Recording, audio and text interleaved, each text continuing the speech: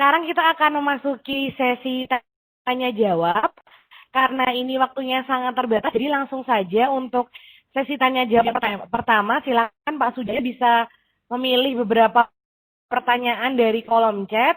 Waktunya sekitar 10 menit maksimal ya Pak Sujaya ya? Ya, terima kasih Mbak. Jadi, silakan Pak Sujaya. Ya, terima kasih. Jadi, hampir semua pertanyaan sudah saya berikan feedback melalui kolom chat juga ya.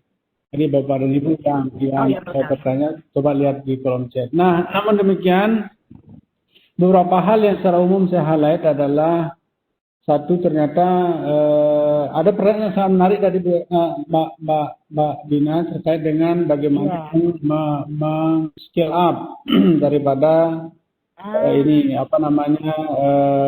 produk probiotik menjadi kapasitas industri. Nah, kemudian yang kedua adalah kalau dua buah strain probiotik dikombinasikan, apakah nanti bagaimana kira-kira efeknya? Nah, Bapak dan Ibu, saya lupa namanya ya, namun demikian saya berikan tanggapan bahwa untuk skill up sendiri tentu terus terang kami di universitas kita di peneliti di universitas sepertinya agak sulit memberikan tanggapan yang sangat tepat, namun demikian biasanya skill up itu selalu bergradiasi. Bergradiasi itu mulai dari 10 mili, 50 mili, 100 mili, 1 liter, dan seterusnya. Namun demikian yang perlu dipastikan adalah konsistensi. Jadi dia harus konsisten, artinya bahwa tidak kehilangan properti atau tidak kehilangan sifat-sifat yang penting yang kita harapkan itu. Yang kedua adalah apabila ada strain A dengan strain B dikombinasikan, tidak selalu akan mendapatkan dampak yang berlipat ganda. Karena dua buah strain bisa saja saling meniadakan atau justru saling membantu ya. Jadi baik bisa antagonistik, bisa simbiosis. Jadi oleh karena itu saya beberapa kali melakukan penelitian karena dugaannya adalah bagaimana kita meningkatkan aktivitas sitotoksik. Ternyata setelah dikombinasikan, ternyata aktivitas sitotoksik dua strain itu menjadi berkurang ya dari individualnya. Oleh karena itu harus dilakukan penelitian secara kontekstual ya. Harus diuji terlebih dulu sifat-sifat kedua buah strain itu. Nah, ke pertanyaan yang menarik lainnya adalah apakah sebuah probiotik A misalkan kemudian diproduksi di sebuah tempat di negara A gitu misalkan, apakah bisa mempunyai efikasi yang sama kalau dikonsumsi oleh seseorang yang berada di negara yang lain. Jadi ini sebenarnya kenapa persyaratan probiotik kalau ingin dikembangkan dalam bentuk menjadi produk industri adalah dia harus diuji di minimal dua lab yang berbeda ya. Jadi untuk melihat efikasinya. Jadi harus menggunakan target yang berbeda. Jadi tidak selalu bahwa probiotik yang diproduksi di Bali mungkin saja tidak cocok kalau diujikan di Jogja atau di Jakarta. Karena tipe makanan dan lain sebagainya cukup berbeda. Apalagi di negara-negara lainnya. Jadi yang menjadi permasalahan adalah satu, apakah dia terjadi kecocokan dengan host. Jadi host itu juga memberikan respon terhadap bakteri. Kemudian apakah dia nanti tidak bermasalah kalau terjadi ini kompetisi dengan bakteri saluran pencernaan yang secara alamiah ada di seorang individu. Itu juga harus dipastikan. Sehingga kalau kita ingat materi kita dua minggu lalu adalah engrafting atau kita mengancoring atau menambahkan mikroba ke saluran pencernaan seseorang itu harus dipastikan bahwa dia hidup, berkembang, dan mempunyai aktivitas yang fungsional, berfungsi. Nah, kemudian ada lagi yang bertanya yang mirip adalah terkait dengan etnik dan lain sebagainya. Jadi gut microbiota itu dipengaruhi oleh etnik, demografi, ras, usia, makanan, dan lain sebagainya. Jadi itu ada papernya di Nature terbit beberapa tahun lalu ya. Jadi tolong nanti mungkin bisa dilihat di sana. Jadi pengaruh demografis, kemudian usia, kemudian geografis ya, termasuk geografis terhadap konsumsi gut microbiota pada individu. Saya kira itu Mbak yang penting, yang lain-lain yang teknis itu juga saya langsung berikan di chat Mbak. Terima kasih Mbak. Saya kembalikan. Baik, terima kasih Mbak Jaya. Tadi dia juga saya melihat untuk pertanyaan-pertanyaan sudah langsung dijawab oleh Pak Sujaya di kolom chat ya. Jadi silahkan Bapak Ibu bisa, karena seluruh informasi itu ada di kolom chat ya Bapak Ibu ya. Silahkan bisa disimak. Baik, selanjutnya silakan Bu Trisha bisa mulai menjawab pertanyaan yang sudah ada di kolom chat. Ya, Silakan Ibu. ya, terima kasih Dina. Jadi memang ya saat ini banyak beredar apa-apa disebut probiotik, produk ini disebut probiotik, begitu ya. Walaupun BPOM sendiri kan belum merilis ya produk pangan probiotik, itu belum merilis karena persyaratannya itu tidak mudah. Bahkan Yakult itu pun di labelnya kan tidak menyebutkan produk probiotik. Nah, sekarang masyarakat itu kan harus pintar-pintar ya. Tadi sudah disampaikan. Pintar-pintar mencari informasi maksudnya ya. Tadi sudah disampaikan Pak Sujaya bahwa ada istilahnya itu probiotik yang sudah beken ya, seperti LGG, Rhamnosus gigi itu mengambil dari dua penemunya ya, Goldbach dan Goldin gitu ya. Saya kok nggak bisa pronunciation dengan baik ya. Nah itu karena apa? Karena banyak publikasinya. Ya. Itu ratusan. Itu dari sekian bakteri, mikroorganisme, probiotik, itu paper yang paling banyak itu didominasi oleh penelitian yang melakukan LGG. Ini nama kerennya itu LGG, Lactobacillus rhamnosus gigi. Ya. Kemudian berikutnya Sirota. Ya, strain Sirota itu juga banyak. Bahkan Sirota itu saat ini juga kita teliti di Indonesia.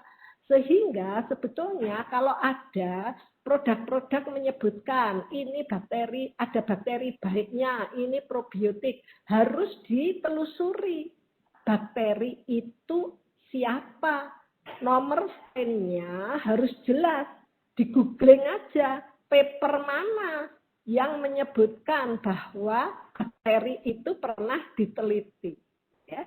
Karena penelitian itu harus dipublish pada jurnal yang direview. Ya ini persyaratan. Kami pun nanti kalau mau memasukkan ke BPOM, itu penelitian kami itu juga harus kami sertakan ya. Ini penelitian kami kan memang sudah memasuki clinical trial, tapi memang masih belum level industri begitu ya. Kami kan punya unit produksi untuk memproduksi probiotik ya. Tapi nanti kalau kita ingin mendapatkan izin dari BPOM, ini semua kalau kami menyebutkan bahwa ada 13 kami ini probiotik, ini semua paper-paper, bahkan paper itu juga bisa di-search ya di Google.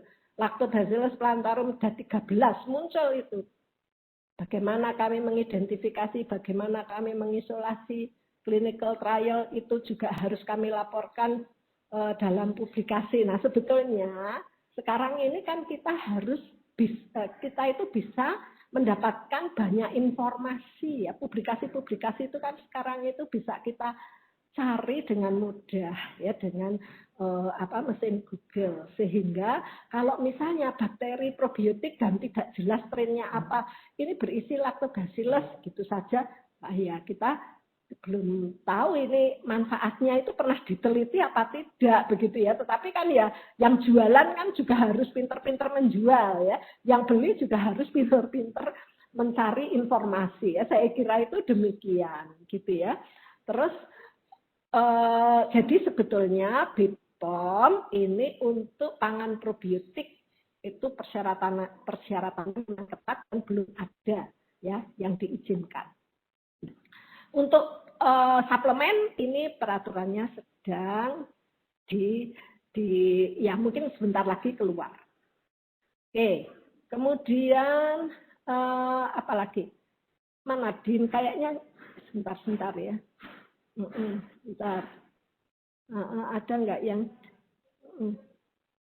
Heeh. Ya, eh, sebentar. Saya kira yang dari saya itu saja ya, Din ya. Apa ada? Oh ini nih ya. Bioaktif ya, Iya. peptida bioaktif ya.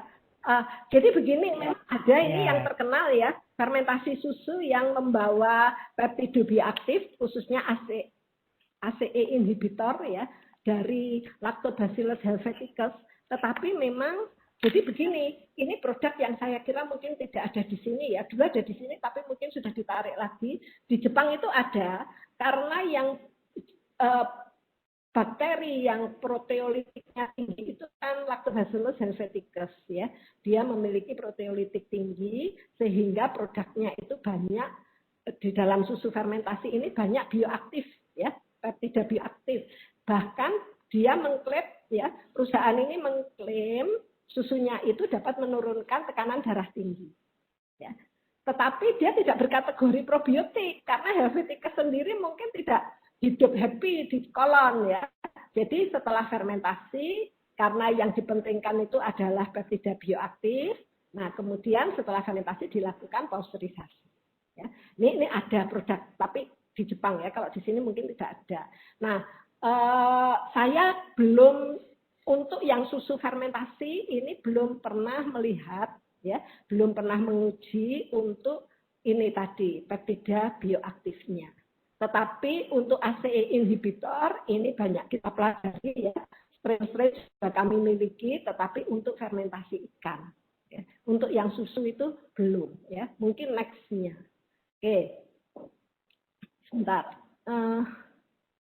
Ini ada pertanyaan terbaru dari Bu Lilis Wulandari ini, Bu. Bu Lilis, apa ini? Paling Bu Lilis, apa itu? Sebentar. Jumlah. Ini syarat probiotik diantaranya jenis bakteri yang telah teruji dan jumlahnya terpenuhi. Untuk produk fermentasi dari jamur, yeast atau mold, apa tidak bisa disebut probiotik? Untuk menjadi produk probiotik dari jamur, harus dikombinasikan dengan bakteri probiotik. Terima kasih. Iya, ya jamur itu sampai dengan saat ini mungkin ya kalau dicari-cari apakah dia tumbuh di kolon itu memang agak sulit ya. Jamur itu kan memang betul-betul aerob ya. Kalau yeast itu masih bisa lah hidup dengan kondisi anaerob di kolon gitu ya. Tapi kalau jamur kan agak sulit gitu ya, sehingga ya kategori jamur probiotik itu harus difikirkan lagi. Mungkin ya nanti ada. Kita memang sampai dengan saat ini analisa gut microbiota itu belum pernah melibatkan jamur. Kalau produk jamur ya seperti tape yang tadi kita produksi ya, tape probiotik itu kan di situ juga ada jamurnya juga untuk amilolitiknya ya. Jadi ya memang yang penting itu bahwa di dalam produk itu ada mikroorganisme yang memang sudah diteliti merupakan kandidat probiotik dan membawa manfaat. Jumlahnya cukup, persyaratannya tuh hanya itu. Jadi cukup itu artinya sampai fermentasi selesai, itu nanti disimpan sampai dengan batas masa kadaluarsa, jumlahnya tetap memenuhi syarat. Ya, sekali serving itu bisa 10 pangkat 6, 10 pangkat 7, 10 pangkat 8, tapi kalau powder untuk mengatasi penyakit tertentu ya seperti dysbiosis yang kami gunakan untuk membantu mengatasi pasien COVID ini konsentrasinya 10 pangkat 10 dalam satu kapsul ya. Itu memang ya perlu effort yang tinggi ya. Tapi kalau sebagai contoh itu 10 pangkat 10 ya, kalau Yakult itu 10 pangkat 9 kalau nggak salah.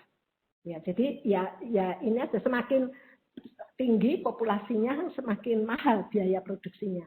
Ya, terus kemudian ya tadi kalau Pak Sujaya menyampaikan ya, kalau Pak Sujaya memang mungkin dengan mengkombinasi bakteri ya, kalau kami memang tidak pernah mengkombinasi bakteri, kami tetap satu fokus dengan strain tunggal, namun kami sudah memproduksi dengan cara-cara yang halal ya, jadi kami tidak menggunakan media-media yang apa istilahnya media sintetik ya. Kami betul-betul media alami ya, sehingga kami bisa mendapatkan sertifikat halal untuk memproduksi probiotik kami ya.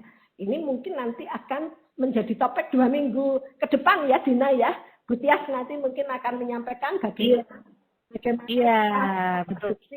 Bahkan kita sudah ada juga ini ya video bagaimana kita memproduksi probiotik ya. Jadi sebetulnya ya kita perlu terbuka. Artinya ini kita juga mengajak terbuka bagi semua pihak. Kalau memang punya strain dan ada manfaatnya ya segera dipublikasikan gitu ya. Karena sekarang ini walaupun publikasi dan paten ini kan bisa kita pisah-pisah. Kita tuh memang kadang agak repot, dituntut paten, dituntut publikasi, dituntut hilirisasi, dituntut macam-macam. Tapi ya nggak apa-apa. Ada Dina DKK ini menjadi kita tetap ceria. Gitu ya Dina ya. Oke, saya kembalikan Dina.